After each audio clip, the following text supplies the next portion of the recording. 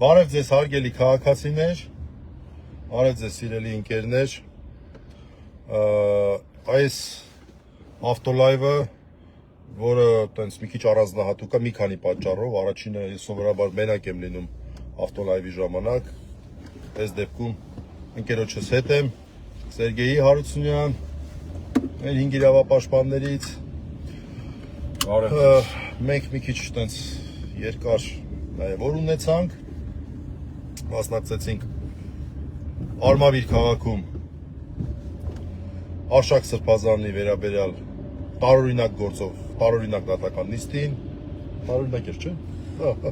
Տենց են ասել։ Բավական տարօրինակ էր։ Դե ուշքումիտներս այսօր իհարկե Դավիթի գործներ, Դավիթի վիճակներ, երեք տեղափոխել էին Արմավիր քրեակատարողական, շատ ջղայնացած էինք, շատ նեղված էինք, երեք մի պահ ուզում էի միացնեի ավտոլայվը, բայց որոշեցի ավտոլայվ չանել, որտեղ իրականում չէի կարողանալու ինձ պահել, ոնց են ասում, բանի, նորմատիվային լեքսիկայի շրջանակներում անկեղծորեն չէի կարողանալու, դրա համար ասեցի լավ, հələ որ դրա ժամանակը չի։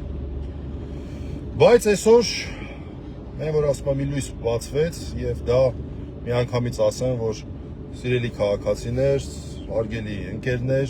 ձեր բոլորի շնորհիվ է այս հանրային հետաքրքրությունը, հանրային հանդուրժողականությունը նման անարդարությունների նկատմամբ, այդպես ձևակերպեմ, դա ամենակարևոր դերը ունեցավ, որ Դավիթին, որը ընդամենը գնացել էր Ծաղկազարդի պատարագի ու ընկել էր շարի մեջ, այն պատճառով, որ ինչ-որ մեկը տեղ այցելել էր և ուզում էր, չգիտեմ ինչ ցույց տար, և արդեն 2 շաբաթ, 2 օր, 16 օր, այսօր երեքշաբթի է, չէ՞։ Այո։ 16 օր, այսօր 17-րդ օրն էր, անազատության մեջ էր Դավիթը, այստեղից այնտեղ, այնտեղից այստեղ, ոստիկանություն, քննչական, այն մյուս քննչական, դատարան, Արմավիր քրեակատարողական, հիվանդանոց, Աբովյան քրեակատարողական, մղձավանջ, էլի, ու այն որ ծայրահեղ անարդար վիճակ, այն որ մինչև այսօր հնարավոր չեղավ ապահովել, որ գոնե մի հոգևորական այցելի Դավիթին, այն որ հնարավոր չեղավ, ամեն բան փորձեցինք անել, նույնիսկ նենց բաներ եմ արել, այնպիսի մարդկանց հետ եմ զրուցել, որ այլ պայմաններում ինձ թվում է չէի զրուցել, նույնիսկ այսպես ասեմ, էլի առաջին, չբացելով փակագծերը։ Եվ ստացանք լուր դրա մասին, որ դատախազի որոշմամբ ազատ է արձակվում Դավիթ Մինասյանը, դատախազը նման իրավունք ուներ, այս այն փուլն է, որտեղ դատախազի վարույթ իրականացնող մարմինը դատախազն է, բայց իհարկե, որպեսզի պատկերացնենք, թե իրական իրավիճակի ինչպիսին էր, դա նույն դատախազն է, որը որ 2 թե 3 օր առաջ մերժել էր մեր պաշտպանական թիմի, մեր գործընկերների դիմումը Դավիթին ազատ արձակելու մասին։ Հիմա սեփական նախաձեռնությամբ որոշեց, որ պետք է ազատ արձակի։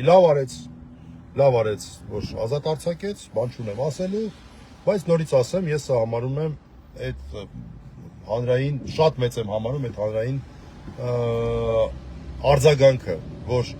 չգիտեմ, 2 օր առաջ երեխեքն էին ակցիա անում Սուրբ Աննայի դիմաց, լուր ակցիա, շատ տեղին եւ շատ ազդու։ Այս արդեն 2 օր կանայք էին գլխավոր դատախազության դիմաց նստածույց անում։ Բազմաթիվ այլ բաներ, անընդհատ փողոցումից մարդիկ տեսնում են, Սերգեյին մարդիկ տեսնում են, այն որ մեկ էլ տեսնում ես օտար մարդ շատ անհանգստացած մոտենում, արդեն գիտես, որ մոտենալու է Դավիթից հարցն։ Դու էլ չգիտես ինչ պատասխանես։ Մենք էլ փորձել ենք մեր հնարավորությունների սահմաններում թե բուն դատարանում, թե իրավապահ մարմինների առջև եւ թե ոչ պակաս կարեւոր է, ես քեզ կհամարեմ ավելի կարեւոր է հանրային կարծիքի դատարանում, մեր վարազդատի ականջը կանչի իր ներմուծած տերմինն է, հանրային կարծիքի դատարանում ցույց տալ այս ամեն ինչի ծայրահեղ անարդար լինելը եւ ապօրինի լինելը։ Այս առումով այն որ смешанные чувства եմ դրել այսօրվա լայվի անունը, смешанные чувства-ի ես դրական կողմն է, որ իսկապես որ շատ լավ ենք զգում, հատկապես գնացինք Սերգեյի հետ, հասանք այն պահին, երբ նոր դուրս էին եկել բանտից, եւ Դավիթին տեսանք, բարեկամներ, ազգականներին տեսանք, այդ ուրախությունը, այդ մի խոսքով, դա մենակ դա արժի։ Այ փաստաբանի, իրավապաշտպանի աշխատանք, ուրիշ բան էլ չլինի, այդ 5 վայրկյանը, այդ զգացողությունը, որ քեզ փոխանցվում է, դա շատ ազդու բան է։ Այդ չգիտեմ, մեծ լիցք է տալիս, շատ մեծ լիցք է տալիս, շատ ուրախ ենք, բայց ցավոք սրտի այս դրականի կողքին ուզում եմ այն չգիտեմ էլի ոնց բնութագրեմ էլի նկատեցինք Երևանում չենք հիմա ամբողջական չենք կարդացել ինչ ա եղել ինչ չի եղել բայց նկատեցինք որ ընդդիմադիր առավել նշանակալի ուժեղ Հայաստանի Սամվել Կարապետյանի քաղաքական ուժի մի քանի ներկայացուցիչ են ձերբակալել կանանավորել Չէ, ներողություն, չխարանավորել, ձերբակալել։ Կանայք, ոնց որ թե երկուսի մասին լսեցի։ Մեկը բավական հայտնի Գոհար Ղումաշյանը, որը ոնց հասկացանք, ոչ միայն բազմազավակ մայր է, այլև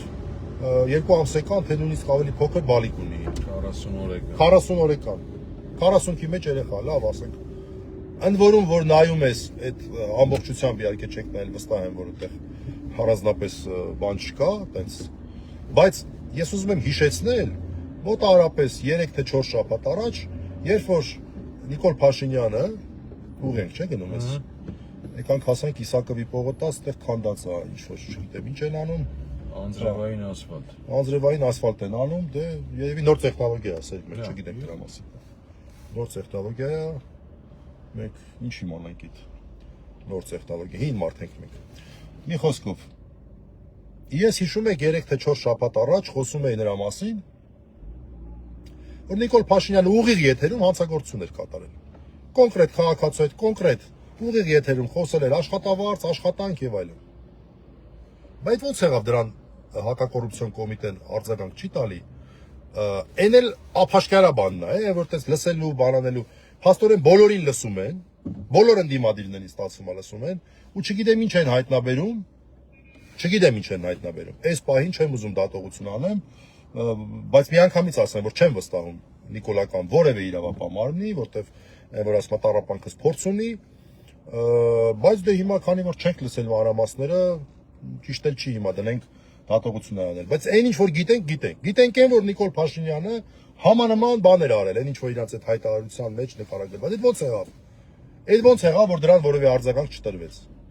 Սա այն փաստերն են, որոնք ամեն օր ցույց են տալիս, որ այս ընտրությունները ուղղակի նույնիսկ մինչև ընտրարշավը չէ, ինչա քարոզչությունը չէ, տենց է, ես դրանից շատ գլուխ ընտրական process-ը սկսել է, բայց հիմա քարոզարշավը հիմա գրանցման փուլն է ոնց որ թե մի խոսքով մինչև անգամ կուսակցությունների գրանցման փուլի նոր է սկսել ավարտը, արդեն կարելի է լրջորեն կասկածի տակ դնել։ Նույնիսկ ես տենց դիվանագիտական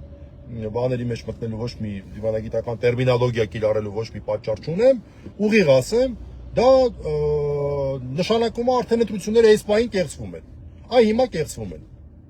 Որտեվ Նիկոլ Փաշինյանը գնալով սկսում է հասկանալ, ենթադրում եմ էլի, որ իր գործերը լավ չեն, որ ընդդիմադիր ուժերը կարող են ավելի շատ ձայն ստանալ համահավաք ձևով, քան իր ադրբեջանամետ քաղաքական ուժը, Ռամիլ Սաֆարովի այսպես հերոսացման, Ռամիլ Սաֆարովին հերոսացնող Ալիևի հովանավորյալ ուժը։ Այդ ինձ թվում է նույնիսկ տենց լավ քաղաքականությունից հասկանալ էլ պետք չի, որպեսզի այդ դատողությունը մենք կարողանանք անել։ Բայց թե չէ բանով է տեսել։ Բանով է տեսել, այս ռեպրեսիաների ծավալով է տեսել։ Որևէ վստահություն չկա։ Եվ ես նաև ենթադրում եմ, նոր մտքովս անցավ, որ սա կարող է կապված լինի եւ երևի կապված է եւ Նրա հետ, որ վաղը Սամվել Կարապետյանի գործով առաջի դատական նիստն է, մարդիկ ակնկալում էին, որ կարող է լինի նրա ազատության վերադարձ։ Կարող է նաև դրա հետ է կապված։ Չգիտեմ, ես ուզում եմ ընդդիմադիր գործընկերներին օգնություն մաղթել, վստահ եմ այն մարդիկ, ովքեր որ Հայաստանի պես դեպի բռնապետություն գահավիժող համակարգերում չհասած բռնապետությանը, սուտ կլինի, ասենք բռնապետությունը արդեն տենց կայացած չէ, բայց ամեն օր մի քայլ դեպի առաջ է գնում դեպի բռնապետություն։ Օրերի կա, որ մեկ չէ, մի քանի քայլ առաջ է գնում դեպի բռնապետություն։ Այսպիսի վիճակում գտնվող համակարգերում քաղաքական, նեղ քաղաքական, առավել եւս նեղ քաղաքական, լայն առումով հանրային էլ պայքարի մեջ մտած մարդիկ վստահ եմ հասկանում են, որ այս վտանգը միշտ կա եւ վստահ եմ, որ նրանք դա հաշվարկված են արել, այսինքն հաշվարկված են արել այն առումով, որ իմացել են, որ ցանկացած բանի կարող է գան իրենց բռնեն տանեն, բայց չգիտեմ, հաշվարկել են, մտածել են դրա մասին, որ կարող է գան տանեն 40 տարեկան երեխա ունեցող կնոջը։ Ես Գոհար Հումաշյանին չեմ ճանաչում, երբևէ չեմ շփվել իր հետ, բայց անկեղծ ասած, sense հերակա մեծ սիմպաթիա ունեի իրենց թիմի շրջանակներում եւ առանձնահատուկ բալետ եմ անում իրան, sense ասեմ, հուսով եմ, որ երկար չի տևի անազատությունը։ Բայց արդեն այս քանի ժամը նշանակում է 40 օրեկան երեխուն զրկել մամայից։ Կամ եթե չգիտեմ, անգամ թողել են երեխուն մամայի մոտ, այդ ստրեսային ազատություն, երեխուն զրկել։ Երեխուն զրկել ազատությունից, երեխուն զրկել ստրեսային վիճակի մեջ դնել։ Մի խոսքով էլի, դա չի կարելի էլի տենց անել։ Չգիտեմ, էլի տենց սահմաններ կան, բան կան։ Այս ինչ են անում, այս ասֆալտ։ Այս այլ էս նոր թաց ասֆալտի տեխնոլոգիա դեք մեկ տեսնում ժողովուրդ ջան։ Կներեք էլի այս լուրջ թեմաների մասին խոսալուց հիմա ասենց պոստը սինցես անձրևիտակ։ Լավ։ Այսքանն էի ուզում ասել, Սերգեյը ինչ որ բան ունի լրացնելու։ Մի բան կասեմ միայն, 2 օր առաջ Ռուբեն ջան, իրար հետ էինք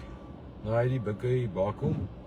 Դավիթ Մինասյանի մայրիկին ասում էի սա էլ կանցնի։ Հա։ Նույնը հիմա եմ ասում, սա էլ կանցնի։